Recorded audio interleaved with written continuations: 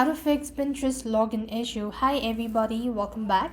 In this video, I'm going to show you the procedure to fix Pinterest login issue. Basically, the login issue might be because of your incorrect credentials or using any sort of VPN or extensions. First thing first, you just want to make sure to go to settings and go to network and internet and make sure that you don't have any sort of VPN or extension installed.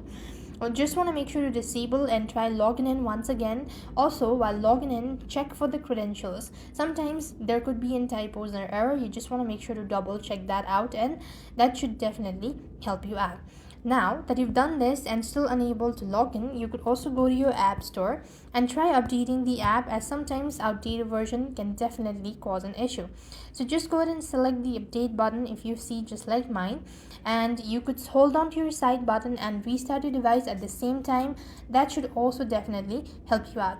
Despite doing all that, nothing works out, then you could simply go ahead and reset your credentials. So at the very home page, you could go to forgot password, and then you could go to reset Pinterest password, and that's going to definitely help you, or that is definitely going to help you log into your Pinterest account. So with that, we've completed our steps. Thank you for watching. See you in the next video.